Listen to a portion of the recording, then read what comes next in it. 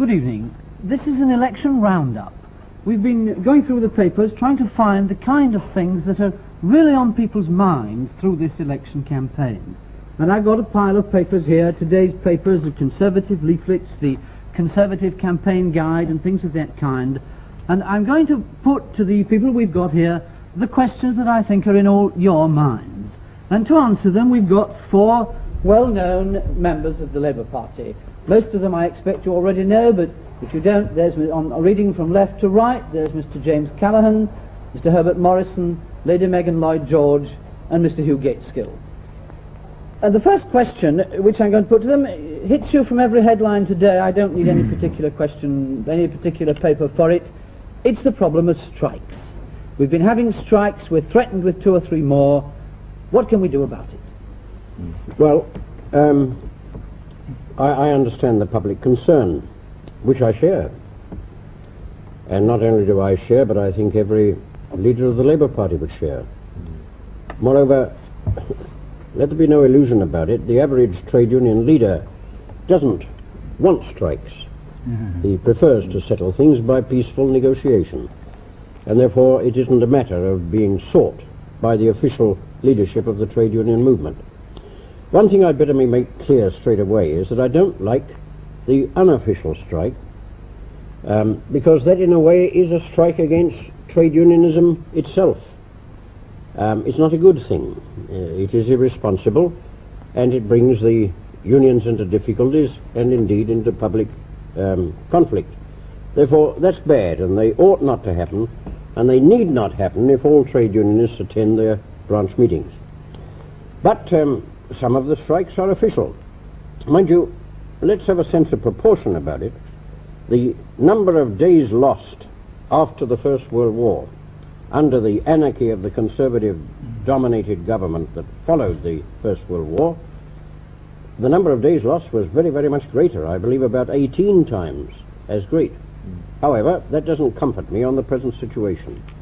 And I can only say, let us hope that between now and the date that these disputes were scheduled to begin, that the parties can come together, that the Trade Union Congress can be helpful in this situation as it has been on recent disputes. And let us hope very, very much indeed that they do not eventuate.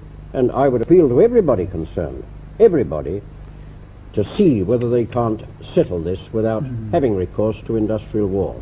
But, Mr. Morrison, it's all right appealing to people and talking about the past, but you're going to be the government. What are you going to do about it? Well, if we were the government, we should certainly bring the parties together. We should cooperate with the TUC. We should try to see that the fair and the just thing is done. Yes, I'd like to add a word or two, if I may, here. You see, I think this is largely a question of a sense of responsibility.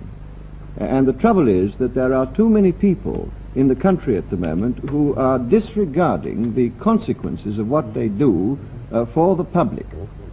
And I'm bound to add this. I think that if you have an atmosphere in which the whole thing is grab what you can and don't bother about anybody else, well, you get everybody grabbing what they can. And sections of workers who are, after all, pretty powerfully organized and very strong indeed under conditions of full employment, take the hint and they go ahead. That's very true. But how will you change the atmosphere? Well, I would change. May I give you an example? When Sir Stafford Cripps was Chancellor of the Exchequer, he went down to the TUC and he talked to them and he appealed for restraint, but he was able to do that, as indeed so was I, because we had also appealed for restraint and got it indeed from other sections of the community. But you see, you can't do that. A Chancellor of the Exchequer who believes in the free-for-all can't go down to the TUC and say, please, may we have a little restraint in wage claims? It simply doesn't add up at all. And will you go down to them? Did you go down to them? Well, I did, certainly. Oh, yes, certainly. You see, Hugh Gaitskell is quite right. This government is telling everybody, every section of the community, do as you like. Make as much money you can for yourselves. Have no regard to any social code or the general public interest. Consequently, they're wrecking the moral code of the nation to pull together for the good of the nation. And they can't have it both ways.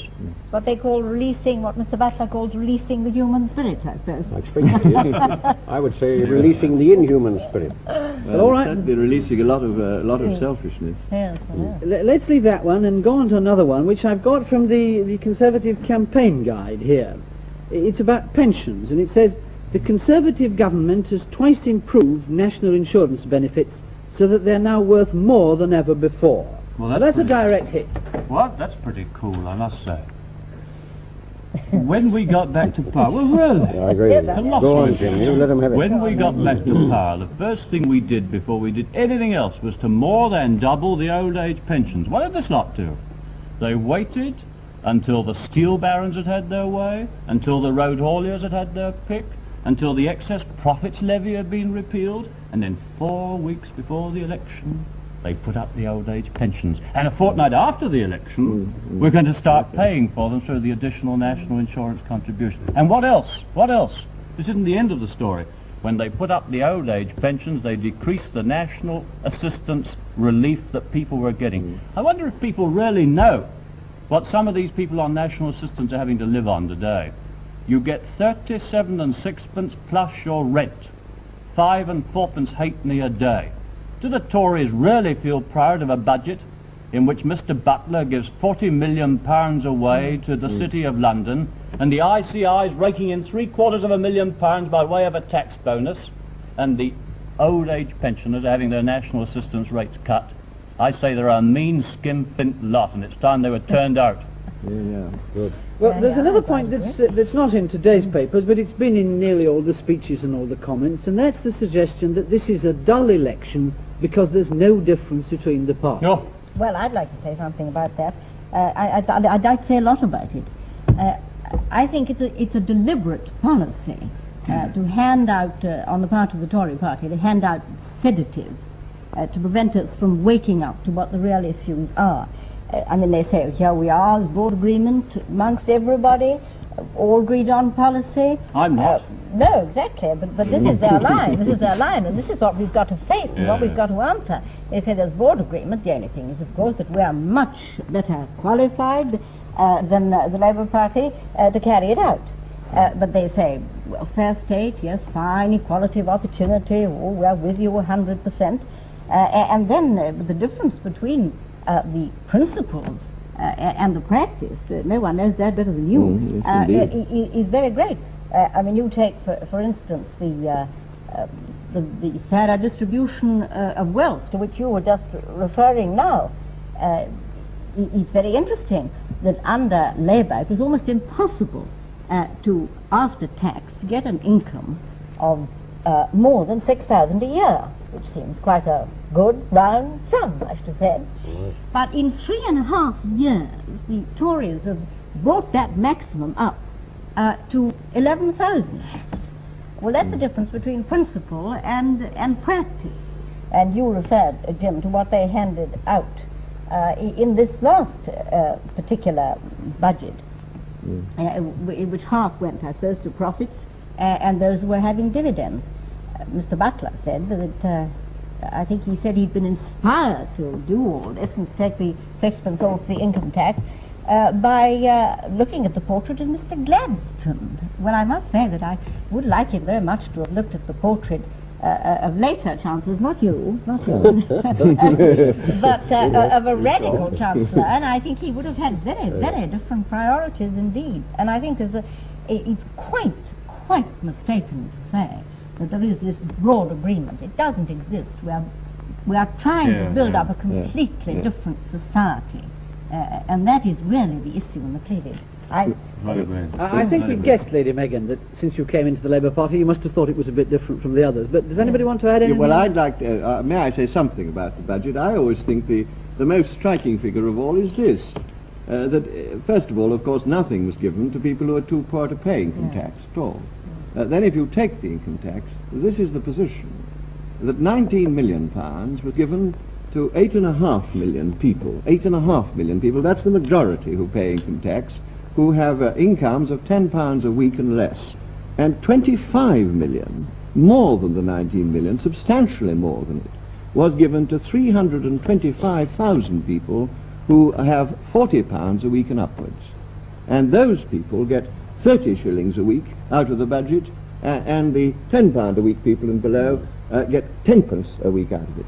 What about the chap who's earning under £5, Well, who will be nothing at paying, all. who will Will be a be paying shilling? exactly. You'll be a shilling worse off. Of course. Well, of course, what can you expect from a Chancellor of the Exchequer who at the last election specifically promised that he wouldn't cut the food subsidies, and then in his first budget he took the first possible opportunity of doing it. But there's something funny about that chap. Yes, but you know, while you people have been saying all these things, which I appreciate, I've been having a look at this Conservative campaign guide again in front of me. Now, I've been looking at what they say about monopolies and things like that. Well, honestly, it's awfully difficult to tell the difference between what they say and what you say. Well, may I perhaps try and explain what is the difference? First of all, I'd like to make this point quite clear, that the Labour government was the first government of this country for 200 years to do anything at all about this problem. And we did set up the Monopolies Commission, and I think one can say it's done a pretty good job of work. It's made a number of inquiries, it's produced a number of reports, and so far as they go, they're very good reports. But it's desperately slow. Now, before we left office, you'll remember this, Herbert, before we left office, we had come to the conclusion, and we said so in the spring of 1951, that really this kind of pace wouldn't do. And we'd reached the conclusion that what we had to do was to ban outright certain restrictive practices. As a matter of fact, you all know, and everybody knows, the case of the tyre dealer in Stockport. It's been in the press a good deal lately. How he wanted to give his customers a slightly better deal, and how, as soon as he did this, along comes a snooper from the tyre manufacturers. They find out what he's doing, they summon him, they say, are you going to go on doing this? He says, yes, I am, because he's got some courage. And then they say, well, sorry, of course you won't have any more tyres. Well, that was the kind of thing we wanted to ban. Now, the Tories have been in office, and we've pressed them again and again on this, but they've done nothing.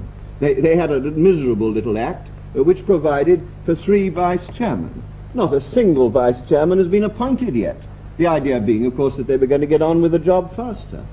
It simply, nothing has happened at all. They've just gone on producing these reports, and you know, if they go on at this rate, it'll be 10 or 15 years before the present queue, as it were, of industries waiting to be investigated has got through. Yes, but a report doesn't stop monopolies. What will you do when all you've right. got Well, the I'll tell you. First of all, and we're perfectly precise on this, we would ban outright these particularly vicious restrictive practices. I've mentioned one of them, and everybody knows also about this business of tendering to local authorities. I wonder if I can ask a question, Hugh. You're treasurer of the Labour Party. Yes. Do you ever get any subscriptions from these chaps, or do they all support the Conservative No, Party? I'm sorry to have to tell you, James, the financial position has not benefited at all from monopolies of this character. But I want to I'm trying to tell you and everybody what we do propose to do. As I say, we want to ban these things outright. We certainly want to strengthen the Commission, and so that it can get on with the job much faster. But the third thing that I particularly want to mention is this. We think that what is needed here is a great deal more publicity. We would like to see all these associations registered and the details of the agreements published. And it's an interesting thing, you know, that in Sweden, under a Labour government, they've done just this very thing, and the result has been astonishing, because 40%, 2 out of every 5 of the associations, in the light of the public clamour there was about what was happening, have voluntarily dissolved themselves. Well, I don't know whether we should get quite such a good result here, but I think it's jolly well worth trying anyhow. Well, could I say one thing on that? Briefly. Now, Yes. may I? Very briefly indeed, yes. But it is a fact, of course, that the Commission must have very much stronger powers than it has now. Yes. I mean, every case that they consider takes months and months and months. And if they go on at the rate now, it'll be probably the 200 years that you were speaking of, Hugh, before they really are able to come to decisions on most of the monopolies in this country. And the other thing I would like to say is that although the report has many times has given several judgments against industries, there's not one single instance since the Conservative government came in when